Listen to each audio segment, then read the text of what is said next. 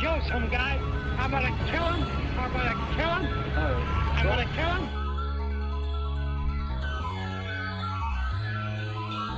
I'm cracking core balls, jaws, spitting hollow points, making shit your draws. Kill yourselves, we'd all be better off. Within the herd, hit your nuts with the cattle prod. Slaughterhouse owners, no opponents, we don't battle frauds. Motherfuck your life, at Pawz, one in copyright. Hard bar prototypes on some fuck rappers' hype. Appetite for the shit you can't stomach. Seen the toughest run from it, you ain't built for those sort of fights. Hanging rappers with corded mics, clown y'all like Dolomite. Dig down your baby mama out of spite. Have a chain to the glory hole, that's how the story go. Hit her with the DP, double stuffed Oreo. Word the rack one, we killing hobby rappers' careers. Random act of violence, killing whack rappers for years. Blasting that whiz. Anybody thinking they getting money without me? Funny, running your house, be dunk your head in the toilet like, where's the money, Lebowski? Put the gun in your mouth, be start an issue where they hard to get you. Make your daughter watch your father piss due to a water pistol. Stuttering drenched in the puddle with piss, with Jordan in tears running down on the front of your kicks. Some fans complain about my first rap CD. They say I'm one-dimensional, I am, that's 3D. Look man, it's big copy from the OH dime. I fight sober, sloppy, or drunk, and I don't waste time. The pen bless pages and praise the Midwest craven. Somehow I bet Satan get less hatred. The thing stays by me, the king plays grimy. Quick to cut you like no hablo English, try me. You ain't hotter than me, I'm lighting reefer. The flowy spit'll make you say holy shit like you spotted a priest with diarrhea. Blasting that whiz. I'm a wild dude, I kill your child for food. Really want the smoke, bitch, we can have that arranged. Copyright, evolve, pause, won't scatter brains. Trying to copy patterns, then the patterns change. Here's some magic mixed with something, I'm a bag of tricks. While you're watching faggot flicks, I'm groping and grabbing chicks. If I'm a douche, I'm exactly what you hoes need. Born in the dark, moving like them wolves do. Food for me and the crew, either me or you, so fuck you. Raw, uncut, making those bleed. Leave your snot box looking like your girl's period pussy. I'd rather see you suffer up close. Mangle facial trait, switchblade. Buck 50 cross your face. We snatch an X, welfare checks. Bred to do harm. Throwing hands before the firearms spark. Check, check, check. 1 2 1 2. You were tuned in to the freshest, the dopest, the one and only. www.diggingday.com. As always, we got special guest interviews. And today is no exception. We got the legend himself. Introduce yourself, homeboy, because I'm not going to do any justice. Yo, what up? My name is Pawz 1. That's what's up. That's what's up. Hey, the first track we just walked into right now, we just heard. Let's talk about it, Pawz. That's 16 shots off the album Random Act of Violence, produced by EQ. And nice. With the cuts by Eyeball, featuring copyright. The other MC is the homie Evolve out of Texas. We got a whole project out called Random Act of Violence. It's a duo, so it's self-titled. Nice, nice. For those that don't know, man, and that may not be up to date with today's independent scene, you know, talk about your attributes to the culture and what you bring to the table, Doug. I mean, honestly, like, I try to just focus on doing my own thing. In the beginning, you know, I was trying to be a part of a bigger movement. And just over time, you get to realize, like, a lot of that shit is just a fallacy. A lot of it is fake. People just trying to fuck each other over, or crabs in the bucket mentality. So I was like, all right, I'm going to do my own thing. And I've been doing it that way since. I've been blessed to be able to work with labels all over the world, like labels in Japan releasing projects, labels in Europe, some in the United States, none in Los Angeles. And I feel like that's for a reason. You know, there's a lot of stuff that happens out here that doesn't really get promoted and pushed if it's not pushing a certain agenda. So again, my whole thing is just doing my own thing. And to some people that comes off as abrasive or whatever, against the grain, or however they want to take it. But regardless, I'm doing my own thing. That's what's up. Let me ask you this, Pawz. How many albums deep are you right now? Shit, if I had to say projects, like, you know, albums and EPs, I'm going to say anywhere from like 10 to 15. Nice. Something like that. So let me ask you this, man. Within those albums that you did, the 10 to 15, what are you doing differently with your new music that you're coming up? Because, I mean, 10, 15 albums in someone's career is a lot, bro. You know, you got guys that will pop off with like 2 or 3 albums and they sound the same or rhyming about the same shit.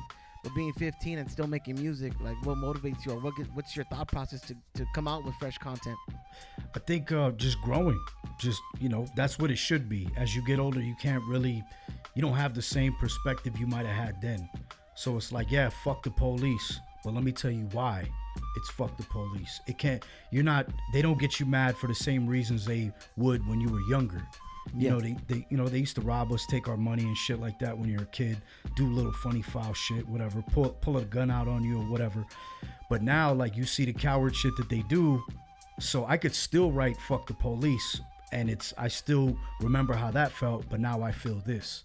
So when I write that, it's going to be from both angles. I can still write from both. So being able to grow as a person and not staying locked into, you know, that kind of way of thinking forever, that's how staying motivated. Really, it's just seeing the response from people, and sometimes it comes from people you never meet.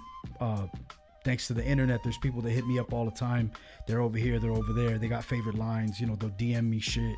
And I could be in a place where I don't really feel like writing. I don't really feel like doing shit. Yeah. And they might say something and I'm like, all right, cool. And then I'll go turn some beats on. Next thing you know, I might write 3 songs in a row.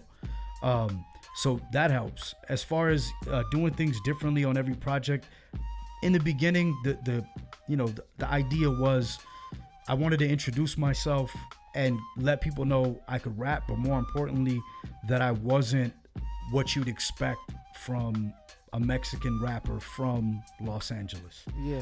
And going against the stereotype, it's already an uphill battle being independent, funding a lot of your own shit as it is. But then also you come into it and they anticipate you sounding a certain way. And hey, let us just dress you up like this and do a couple songs on these beats, and I guarantee you'll be on the next big car show. And I didn't want to do none of that. So I just, you know, I had to like really get tough skin and kind of do my own thing and carve my own niche.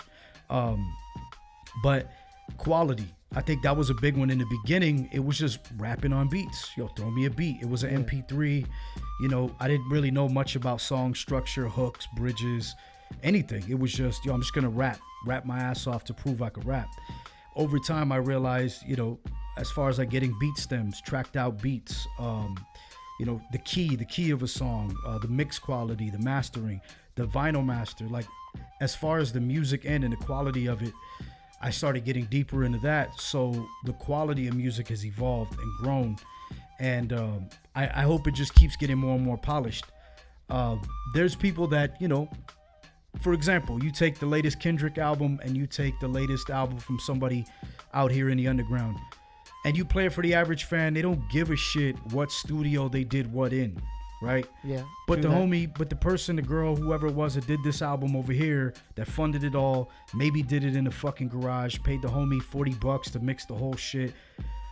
She's got to compete against something that was done in a multi-million-dollar studio. But it's a different workload. It's a different workhorse, I would say, because I mean, that $40,000 studio is being pushed by a whole corporation that's pushing a product, compared to an artist that's working with somebody that's doing an album that's maybe going to cost them $1,000. Right. You know, it's a different workhorse. But what I'm trying to say is like the average fan, if you take the aux and plug it in, or you Bluetooth in the car, they don't know why they don't like it, but maybe it's because it wasn't mixed well. Yeah. Maybe the mix, it's not the song, it's not the hook, the lyrics, the flow, none of that. It could just be that the sound quality, it's really high, or it's really muffled, or whatever. So I think that's where, like, more lately I've been trying to focus on the quality of the sonics. So when you play it in your car, or if you play it off your phone, hopefully it sounds good universally on whatever you're listening on. Yeah, I feel you on that. I would definitely say this though, to be the devil's advocate on that. I mean, look at the first Wu album. That album is really, really low, but the classics that were brought out of it is what made that album. Yeah. The lyrical content that came out of it. Yeah. I think a lot of it now is like the conversation we were having earlier. Everything is influenced. You know, yeah. Do you have the right influence? I remember talking to a producer, and his thing was, you got to put out a video every day to keep the content fresh, so that way people know you're doing something. And I was like, wow, what does that have to do with you as a producer? Right. You know? Yeah. Because and I think a lot of that is what it is. It's just marketing. Are you marketable? And that's exactly the point. So I'll use this as an example. The homie, I did a show somewhere, and this one dude came, big white dude, beard, curly hair, and I'll only describe him, you'll see why. we do the show, whatever, we chop it up for a bit, and he tells me, yo, you know, I rap for fun. He said, but what I really do is I do casting and things like that. He said, there might be some gigs coming up. Stay in touch with me. You know, I'll throw you whatever opportunities I can that I feel like you'll fit. So one of the opportunities he shot me was for vitamin water, right? And this was like right after 50 bought it, so it was fucking huge. And it might have been a few years after or whatever, but it was still like a big wave. So they were doing a lot of online marketing, a lot of commercials and shit. So I went to the audition. Now, I was auditioning to play, of all things, an MC. Yeah. So I went, and I'm in the room, you know, I'm seeing who all the people that show up. None of them look like me. So I went and I did my audition, and these people were like, hey, can you do this? And I did it, and hey, can you say this? And I said it. And it's in that moment that I realized, like, yo, they don't even know that I've actually introduced these people. Yeah. So I'm like, but I'm not going to tell them that on the spot because it makes no difference. So I'm like, all right, whatever. Needless to say, I didn't get the call back. I saw the commercial, 6-foot black guy. So, and I don't say that, you know, to make it a racial thing, but call it what it is. If I sat next to the dude on the airplane and you're going to ask which one of us is the rapper, chances are you're going to look at him first. We could be dressed identically. So I'm not using that as an excuse. It's just human fucking nature. You're taught these guys look this way. Tall, skinny, white guy, long hair. He must be this. You know, it's stereotypes. It's lazy. It's human nature. We like doing that. But when it comes to the music industry, the reason why the Wu, when they did that, and it carried so much weight, because they all covered their faces. Yeah. There's more to it than that. But they covered their faces because they didn't want you to go based off of what the fuck they look like. So they were ahead of it. MF Doom, same thing. With the KMD, then he reinvented himself and put a mask on. Yeah. So it wasn't about the look. It's like, yo, fucking listen. So that's something that I deal with daily. And opportunities, I'm sure there's been some that I've missed out on because I don't fit the bill. I don't, it's crazy. It's crazy. But, you know, you can't become too bitter. You know what I'm saying? Earlier we were talking, man, this was off the mic. You were talking about, like, LA is a place to be at where people want to get their start at. But then cats from LA are kind of like, it's different with anything that, like, artists in the LA scene. What do you think that with the support or within the culture itself that we're lacking in LA? Well, what I was saying earlier was basically like we live in the entertainment capital of the world. Like if you take a minute and if you really step outside the box and look at it, like, oh shit, like people from all, like it's called Bollywood. In India, it's called Bollywood. That's because of Hollywood. Where the fuck is Hollywood? It's like a 10-15 minute drive from right here. Yeah. So when you think about that, like we're born and raised here, and we're doing whatever it is creatively, acting, writing scripts, singing, rapping, poetry, painting, whatever the fuck you do, you're born and raised here. But there's people coming from Iowa, there's people coming from Germany, France, wherever, all over the fucking world. They come here to be a part of that scene and be famous. Now, when you really boil it down to just hip hop specifically, when you get people that come from other places and they come here and they got money to throw around and they got no scruples or morals and they don't really give a fuck, they do anything as grimy as it is to get ahead. And what happens is it starts to rub off on the natives. Yeah. And the natives start doing it. So then they start doing foul shit to each other. And the thing that was once appreciated is no longer appreciated until they do it. Then they do it. Now it's popular. And then we're like, hey, but we made that. Yeah, sure you did. Sure you did. So because of that, at one point I was really trying to make it where it was like, hey, we all need to kind of do one collective move to let everybody know the natives, like people from here, are still dope. We're still doing shit. We're creative. And it didn't work out too well. Yeah. I kind of fucked myself. I made more enemies doing that. So that's when I really just kind of like, all right, well, I'm going to do my own thing. But I'm not even going to bitch and complain. I got people from here that fuck with me heavy. Today I had a guy buy 7 skateboards. Nice. And that was before, they're not even made yet. And he's like, yo, bro, I want 7 of them. Well, I'll talk about that because people are going to say like 7 skateboards, but I know that you're working on something right now. Talk about that real quick. Shout out to Wasted Love. I'm doing a collab with them for some boards. It's going to be a limited run, maybe 50. and we just kind of like started moving in that direction about 2 days ago, and solidified everything, the artwork and all that. So I did a post this morning, and I had somebody hit me up and was like, yo, he was like, yo, I wanna be a part of what you're doing. And he bought 7 boards, and they're not even made. So I can't say that people here don't support. It's not what I'm saying. Because there's people here that I got nothing but love for. Shit, I walk my dog and people drive by and say what up. I go to fucking CVS. So it's love. It's not that. And I love them. The thing is I feel like as a whole, it's not ever gonna be what it was. Yeah. And you know what I mean, because you used to go to shows and there was a certain vibe and an experience being a part of the culture and the scene. Yeah. I feel you. But that right now, we're gonna get into this next track, bro. The second track we're gonna play is it says AKA Thomas. It's called. That's a perfect song for this. It's called. It's Been a Pleasure. It's Been a Pleasure. Yeah. Talk about this track real quick. So I put out an album called Dance on My Grave, and no features, no nothing. Had some dope production from a lot of different people, and it was basically my album, my fuck you to a lot of people. It's just a letter to everyone and everything. Kind of like, yo, the alias is Thomas Post Hamas, because people won't fuck with your shit until you're dead. So I made this album as a time capsule, so when they listen when I'm gone, they'll hear what I'm saying if they don't hear it now. Here it is right here, diggingdaily.com. This is The Way Radio, Sundays, right here, diggingdaily.com. My style is different than anybody else's style. I don't know if you noticed that or not, but there's so many fantastic. Right. Yo.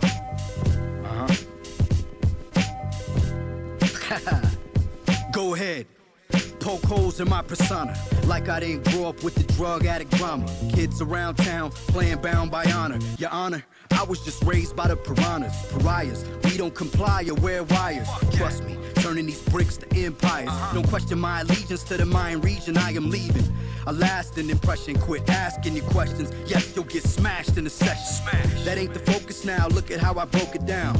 Saying it back, it sounds ill. I was repping my side, chilling out in Brownsville. Sean Carter is nice, Sean Price is the greatest. Sitting back, songwriting the latest. Painted I could pack in the verse. Flashbacks to the image of my mama hiding crack in the purse. This shit is real. Fucking right. I gave you my love. I gave you my love. I gave you my love. Some people age badly, taking their place, I do it gladly. They had me searching my soul like Charles Bradley. Life moves too fast, sometimes I'm out of step with it. Had a 12 gauge, ate with it, slept with it. Cops crept, almost found everything I kept with it. Kept quiet, it's something of a test. You really want revenge? Give them nothing but the best. So for the record, I wish them nothing but success. But unless they plan on killing these rats, I won't rest.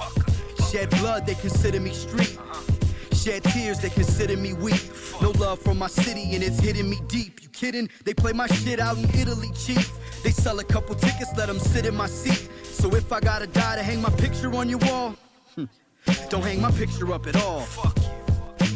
Gave you my love. I gave you my love. You were tuned in. Diggingdaily.com. Broadcasting live from Hotbox Studios. Pawz 1 live in studio. What up? Dropping some fucking classics for us. Talking about the scene, man. I gotta talk about this real quick. Talking about the scene, man. I want to touch base. Rec 1, Rest in Peace. You're carrying the legacy on, man. Talk about that. Yeah, you know what? It's crazy because there's not a lot of people that believe in you enough to really, like, especially out here, to campaign for you. And I mean, like, you know, for those that don't know the history, Rec was a part of the Big Duke street team. Rest in peace, Teslo.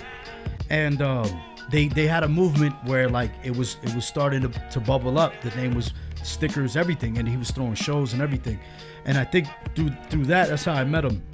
And he kind of branched off and started doing his own thing, throwing his own shows, and just having conversations with him and then building on that.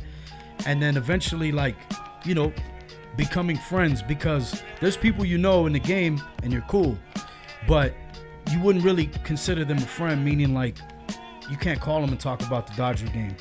You can't call them and talk about like, yo, bro, my kid this, or just, yo, you saw some funny shit and you call them because you guys both laugh at the same shit. Things like that. So it turned into that.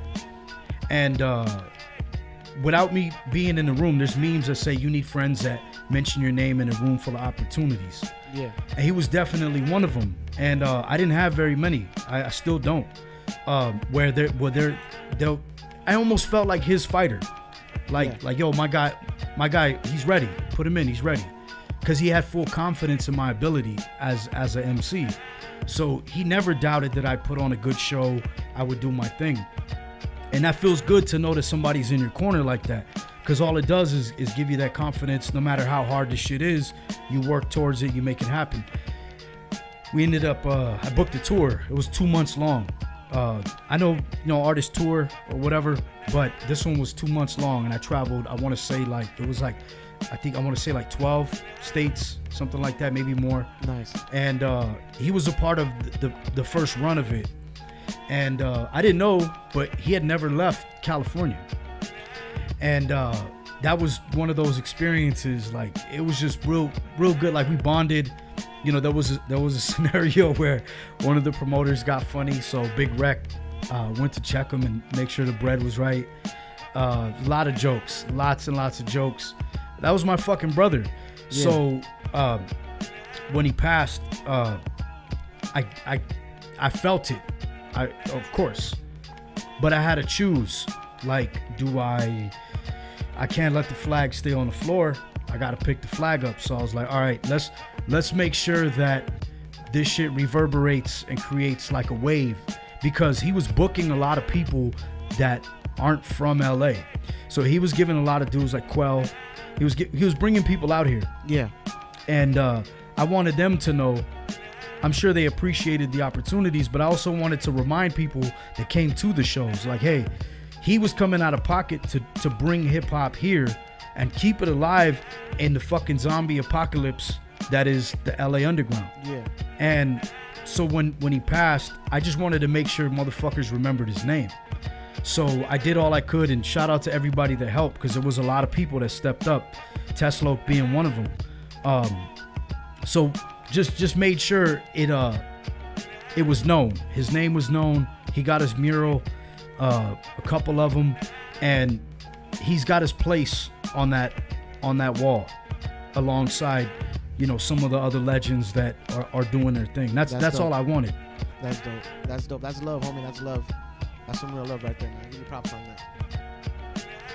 Let me ask you this, man. As far as like booking shows now, you're talking about you're gonna go on tour soon, and you're booking the shows and you're doing all that yourself, man. How much fucking anxiety and stress is that? Yeah, that's the one thing that it goes unspoken, because then it looks like, poor me kind of shit. But being indie isn't easy. So like with this, okay, so as soon as all those COVID restrictions were lifted, these venues were already low-key booking shit. So now there's comedy shows, there's this, there's that, karaoke night, whatever the fuck. So here we are trying to do hip-hop, like, hey, we're ready to do hip-hop again. And most of these venues were already either scared of us, or they felt like people we brought didn't drink and they just tagged up the bathroom. Yeah. So trying to get this tour going has been a fucking headache, but we got a good little stretch from California to New Mexico to Texas, Arizona.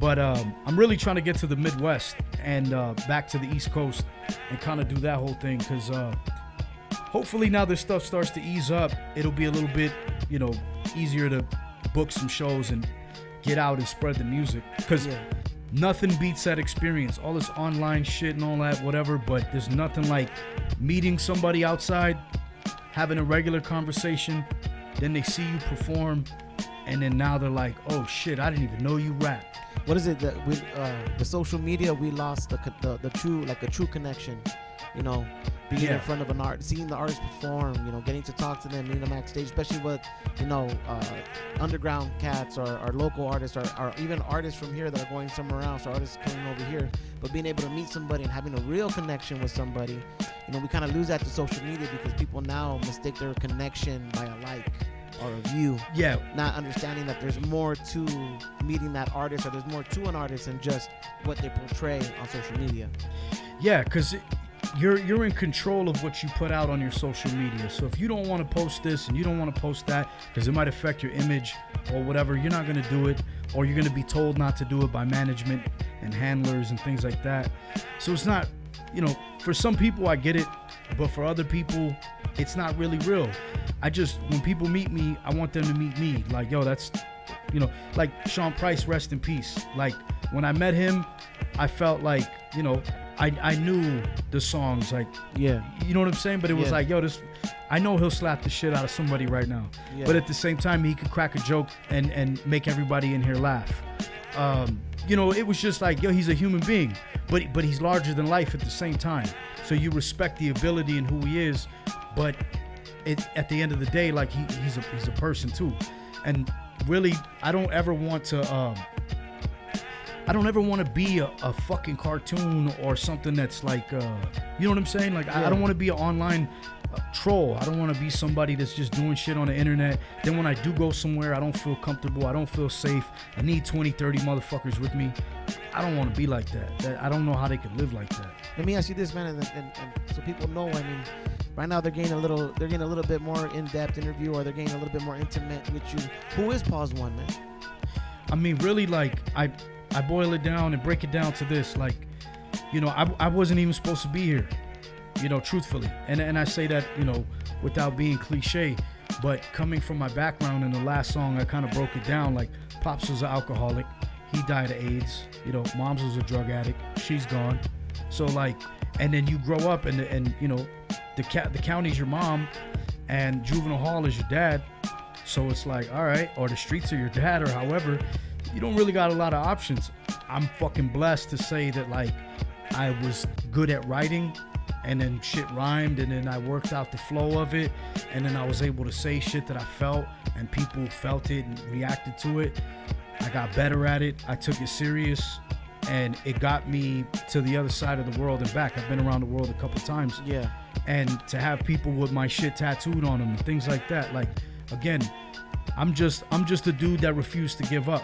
Like, just I'm persistent, and at the end of the day, for my son and my sister, if all I can be is an example, if they come from the same place that I came from, or they see where I came from, and they see how far I got with nothing or less than nothing, I want to be an example of just that dogged persistence. Like, you know, I use this analogy, and we'll move on after this. I don't want to bore people, but a lot of times when you start the race, it's a starting line and a finish line.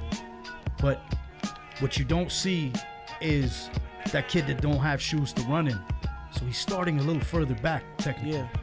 And, you know, he wasn't able to do this or that.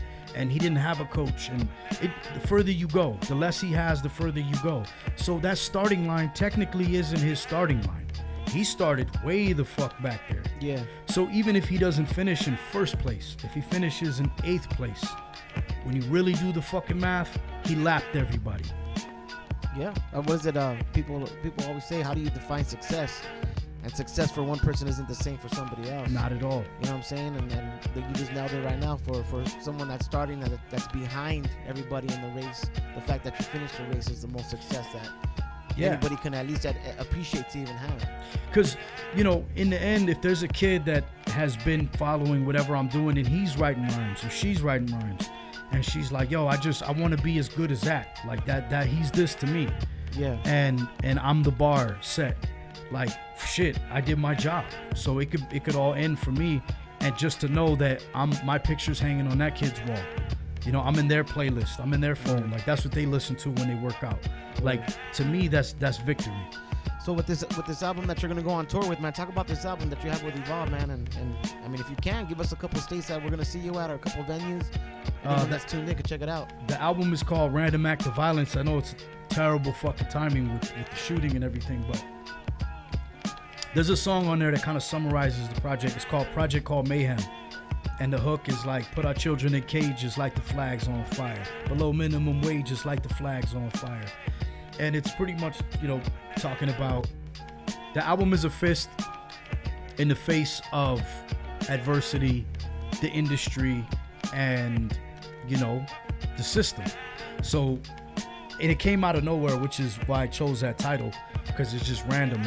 We didn't promote it. We didn't hype it up. It just happened. So we're promoting that on the road. We're going to be in Yuma, Arizona, Red Moon Ale House. We're going to be at Trill in Phoenix. We're going to be in, Tucson at Thunder Canyon Brewery. Nice. And I got to try not to drink. This is a lot of breweries. So I got to be cool. I got to remember my shit. And then, Albuquerque is at a Urban 360 Pizza Brewery. And I forget all the other ones. Let me see. All the shit is on my Instagram. What's the Instagram? So for people that don't know. At PAWZ and the number 1. There it is right there. There's another track we're going to get into right now. And I mean, they're all titled, man. I feel like an idiot, but Seppuku? Seppuku, yes. Yeah. What's up with you on all these big words, dog? You're throwing me off, homeboy. What is it? You keep using big words. I'm taking it as disrespect. The title Seppuku comes from Harikari is what they call it, but seppuku's another way. It's basically the way the samurais would sacrifice themselves, take themselves out if they felt like they dishonored themselves, or, you know what I'm saying? That's what's up. Beginning right here. Stay posted. We still got more interview with Pawz 1 coming up right here on diggingday.com. This is the way, homeboy. I don't know if I'm gonna mess my whatever by saying this, but I don't really give a fuck about a fan. They here one day, they gone tomorrow. Ain't no love. Let me guess. When Doom died, you were devastated. If it wasn't for the hype, you would have never played it. All facts, like everything I ever stated, screaming this. All this loyalty is meaningless, a waste of time. You let rats take my place in line, deny it in my presence like lying in my face is fine. You ever face a lion starving for his freedom? You see it in his face, it ain't really hard to read him. He's a carnivore with bars, sir. Pardon me, don't feed him, screaming at the phony fans. Fuck him, we don't need him. OGs treated like shit became common. Nobody schooling these kids are out bombing with no sense of respect. It's not a minor defect, especially when your whole shit's ran by a reject. No way to reset the game, so I clash with it. Don't ask about the street code, you let him wipe your ass with it. Yeah, you let him wipe your ass with it. It was an honor, I defended, I was repping you. Hereby surrender my weapon, perform seppuku. Yeah, seppuku, rats and the snakes, that's who's repping you. Now I throw myself on my weapon, perform seppuku. Yeah, seppuku. See the fans with a shogun, not compromise for no one. Then it went to no drums, and cats that only show guns. Mines only came out when there's beef over low funds. It's fake love that's coming from you fake pricks. When you're gone, they're at your mural to take flicks. So fuck them all, head hard enough to break bricks. Been this way since 8-6. Ask God for a slice, the motherfucker gave me cake mix. So now I'm out to get the ice and sacrificing it all, cause the power's so enticing. So's the money, so's the pussy, so's the finer things. But read the fine print anytime you're signing things. I was told this war's for the glory. I chose morals over money, that's the moral of the story. You left the war that you convinced me to fight. That's what I get for having principles, right? Fuck. 選手は彼の運命を受け入れた。彼の名誉は何よりも大切だ。彼は心情を決して曲げない。パーズワンは決して心情を曲げない。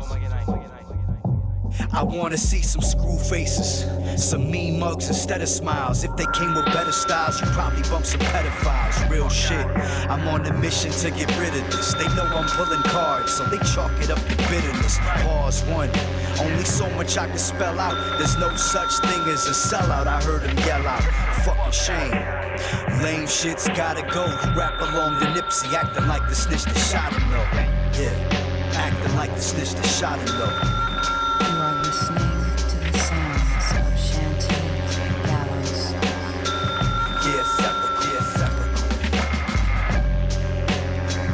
Yeah, Deli.com.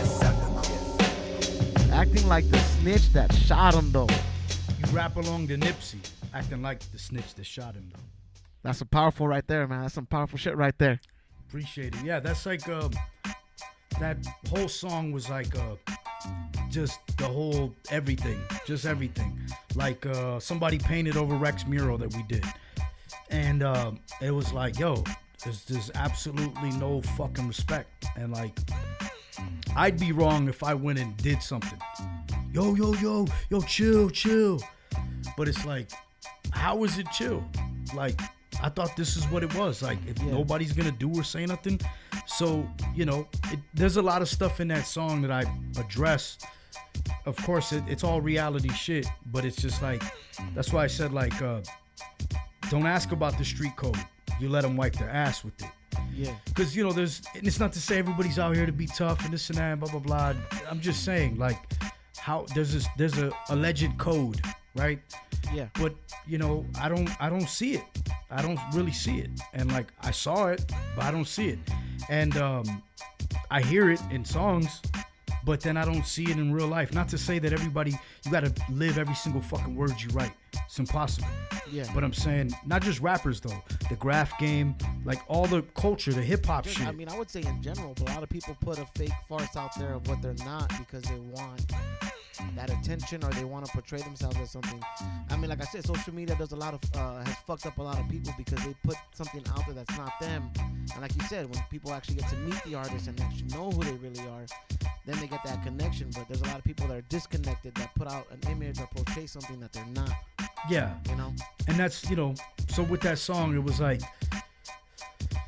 you know, like I said, if they came with better styles, you probably bump some pedophiles. Real shit. Yeah. I'm on a mission to get rid of this. They know I'm pulling cards, so they chalk it up to bitterness. Because if I say something, it's like, well, yo, so-and-so is X, Y, and Z. You're just mad because he's on this and he's doing that. And it's like, really? You think that's why I'm mad? Because I'm on this, that, and the other. I'm saying, like, yo, he's kind of making a lot of us look bad. But then I realized, like, it doesn't matter. Like, a situation where somebody can burn somebody for money and then somebody shows up and catches them with their girl and sweats them for their money, and now they're none of the things they rapped about. None of them. And then they go as far as calling police, pressing charges, doing all kinds of extra shit. So I would assume that people out here would be like, boot, we don't fuck with that dude no more. Yeah. But that's not the case. Still invited, still on shows, still promoted, still collabing with people. So I'm like, yo, that's why you don't see me fuck with nobody, because it's corny. Like, to them, it's like, oh, it's just hip hop. All right, maybe it means more to me than you. And that's why we'll never do a fucking song. I don't want to be on your show. I won't do that interview, so on and so forth.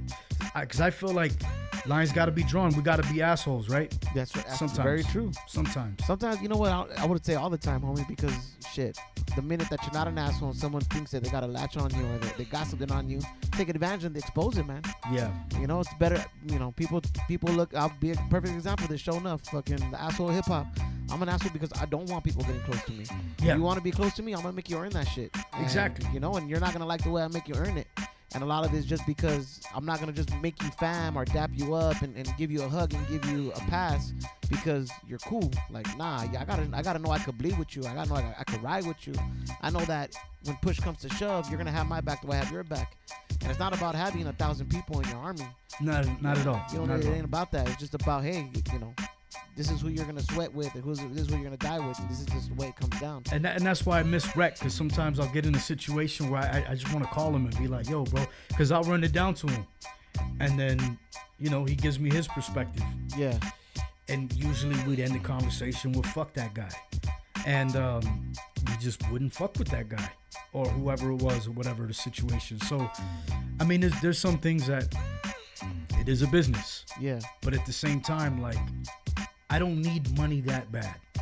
You know, I'll use this as an example. real quick.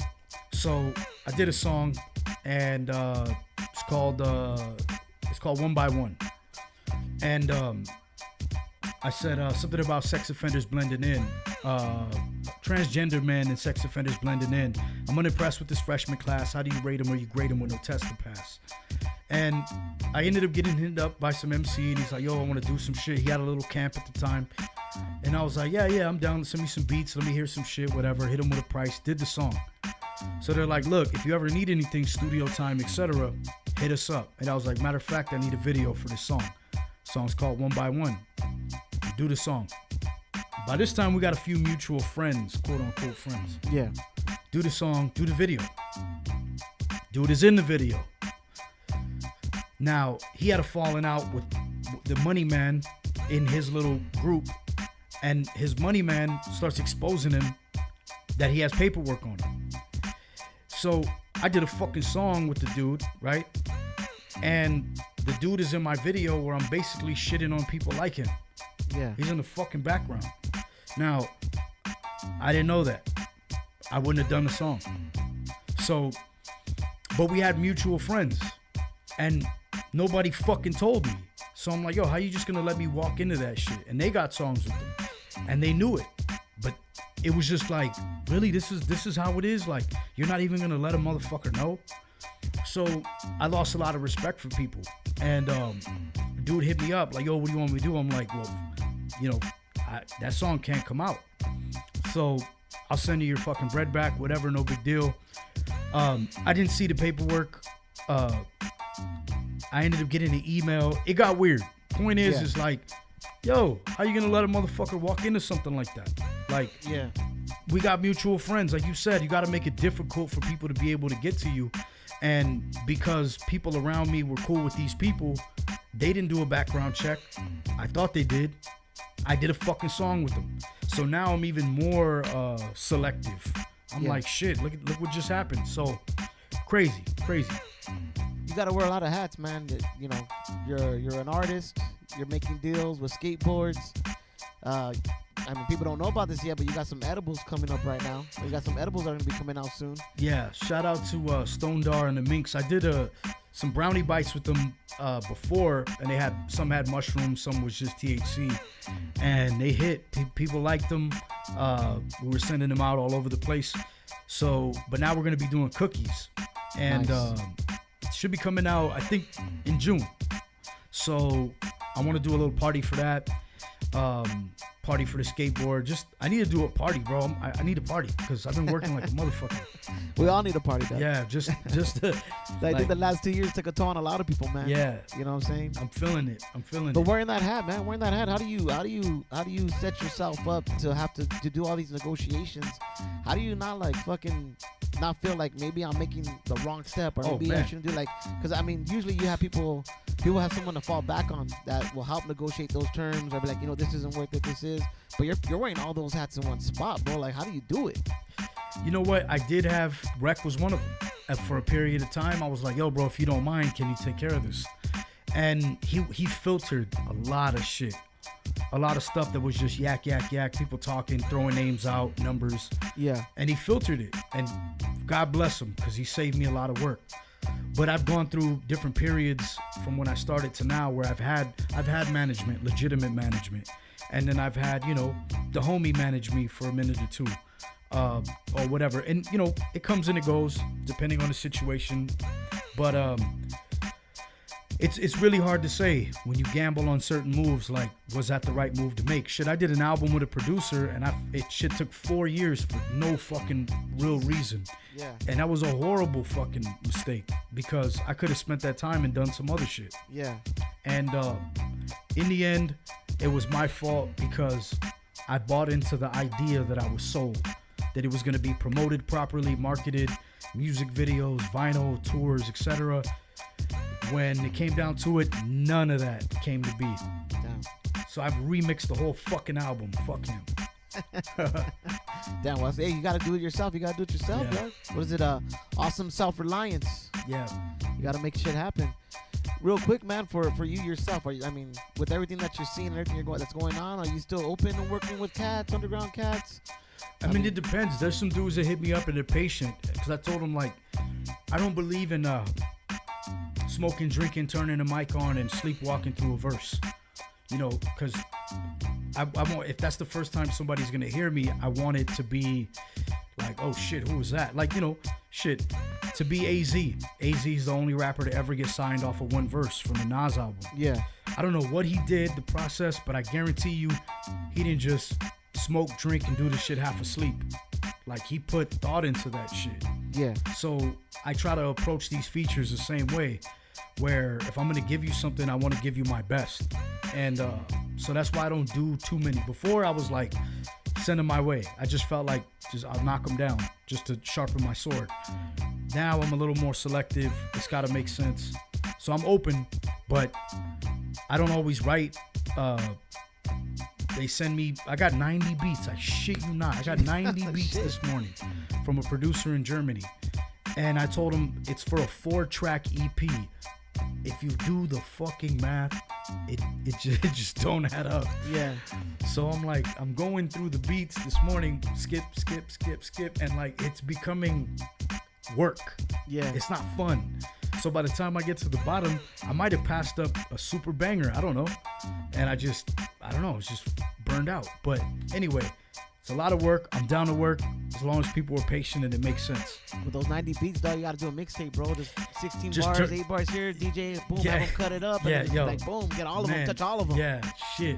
And you know what? I told dude, I was like, look, I'm down to do it as long as all the shit is lined up. Because the days of rapping just to rap are fucking long gone. Yeah. Let me ask you this, man. You being an artist now, man, and seeing everything that's going on, do you think you're better for all the experiences you had? Do you think there's some shit that you're lacking on? How do you feel about where you are right now within the scene or within the culture? Just you as an artist right now. Honestly, I kind of embrace the fact that the era when somebody like myself would have cracked through, like Dilated or somebody like that. I'm not saying that I'm like Dilated, but I'm saying there was an era when these guys were able to do pretty much the same thing that I'm doing, and it would work out. Those days are fucking gone. So I'm getting to the point where I'm trying to do less. So within the next 2 to 3 years, I might only do one project a year, and just kind of just let the catalog do what it's gonna do, and maybe do stuff. I'm really just gonna gauge it on whoever the fuck is out there. If you're really listening and you really want to see me at a show, book me. I don't want to have to chase after shit. Like, not to say I'm getting too old for that, but it's getting old. Yeah. And there is no a lot of dudes have been freestyling outside the shows for the past 15 years, waiting for somebody to walk up and be like, yo, I got you, you're on, come to the studio. Now they're writing for Dre or whatever the fucking fantasy is. Yeah. That don't happen. There's still, this weekend, someone's gonna be ciphering outside in the smoking patio, waiting for somebody to walk by, pick them up, sign them, and put them on a tour. It's not gonna happen. So I embraced that a long time ago. So I booked my own shit. But even so, it's getting old. So I just gotta do what feels right. That's what's up right now. For Pawz One, I mean, shit, I know you're going through 90 beats, but what else do you do to fill your time, man? What do you do outside of music that calms you down and makes you be that individual? Not the AKA Pawz One, but who you really are. I mean, I love watching movies. I like watching movies, reading books, shit like that. Those are the two big ones, you know, boxing, shit like that. Just staying active, working out, whatever. Going to thrift stores, digging for records, comic books, shit like that. But it's pretty much it. Like that, those are the things that I'm really, really into. Aside from that, try not to drink too much, you know. Try to that's a big one. It's just like try not to fall into the traps of like just getting comfortable, you know. Yeah, that's what's up. Before we dip out onto this interview and play the last track, man, shout outs or anything you want to say or just advice to anybody out there? Just break some knowledge down, man. You've been breaking down a lot of not knowledge in this interview, but break down some knowledge for somebody out there that's tuning in that wants to get in this game. And then, shout outs, all that good shit, brother. I said this the other day to the homie. I said, when you ask a rapper, if you ask a rapper, what do you want? Is it because the top 3, money, bitches, fame, right? And there's a fourth one that never really gets brought up, and that's legacy, right? That's like the one at the very, very bottom of the list for most people. So, like Fight Club, in the scene where they put the guy on his knees, put a gun to his head, and he makes him go to college. If I come back and you're not in college, I'm gonna kill you. We don't have that gun to our head. Most people don't. So they're freestyling in the patio for 15 years. But if somebody were to come up, put a gun to your head and say, why are you rapping? Is it money? Is it fame? Is it bitches? Or is it a legacy? People got to make a fucking decision, right? Yeah. And you'll be surprised what people will say. Now, most of these guys out here, they're just bumping into each other. Guys and girls, just artists, just bumping into each other, knocking shit over. They don't know. There's no direction. They might be copying something popular, but they don't know what they're really doing or why they're doing it. If you ask them, they're not going to tell you they're doing it for money. They're not going to tell you they're doing it to be famous, because those are shameful, right? They're not going to tell you they're doing it for bitches. It's kind of dirty. They don't want to tell you what it is. Yeah. My advice to an artist is be brutally honest with yourself. There's nothing wrong with having those 4 on the list. It's just the order you put them in. It all depends on you. Because somebody will come along, and if you don't know what it is to you, they'll feed you the bitches. Or they'll feed you the fame. Yeah. Or they'll help you build a legacy. But what you won't get is the money.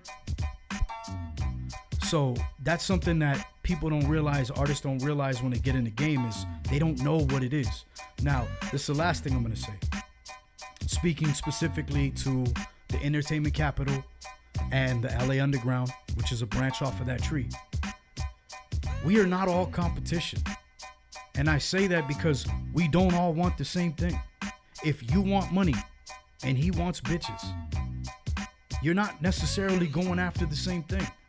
If she wants to be famous, she's not really your competition because you want the bread. Yeah. But they pit us against each other. Well, you're all from the same scene. You all know this person. They're doing this. You're not doing that. They're on this. How come you're not? So you get pitted against people. And I've made a lot of quote unquote enemies or whatever because people assume that I don't like a person from my scene. Yeah.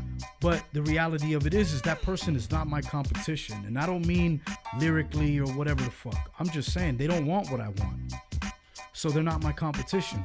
So when I see them achieve something, it doesn't mean anything to me in a negative way. It's like, yo, that's dope that they did that.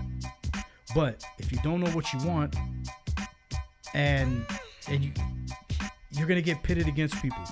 Yeah. Like, not everyone is your competition. If you don't even know what the fuck you want, how do you know what you're competing for? 10-4. That's true. Let me ask you this, man. This last track we're gonna play, Razzcast, MC8. How did that come about? So shout out to West Coast Creations. So this is one of the songs off that album with the producer I remixed. And I told him from day one, I was like, look, I want to get some heavyweights from the West on this song because of the whole hipster thing and this and that and stuff that I touched on earlier. And I was like, yo, I'm trying to get, like MC8 or this person or that person. And, I don't know. Gee, you got scared. Yeah. And it didn't happen. So there's an original version with just me. Shout out to West Coast Creations. We got 8 in the studio and we got Raz in the studio. So all 3 of us did the song at the same time right here in downtown LA. And the song is basically like, the Super Bowl was a good example where a lot of people came from out of town, got robbed, got shot at, got beat up, whatever. It's just like, I know what it looks like on TV, but there's a whole little sub, there's, you know what I mean? Under that palm tree, there's roots, there's dirt, you don't know where that leads. There's more to it than the picture they're painting. Yeah, so this song is basically for the people that come out thinking it's all good, getting shit snatched, broken into, beat up, chased out, whatever. So, the song's called Out of Bounds. Here it is right here. Last quick, man. Plug all the info where they can catch you at. Pause. Everything is at PAWZ and the number one. Shout out to John Henry on the beat. My shout out is basically to you, Digging Daily. And shout out to everybody tuned in watching this shit. Keeping the hip hop shit going. There it is right here. DiggingDaily.com. Pawz 1. This is The Way Radio right here. DiggingDaily.com.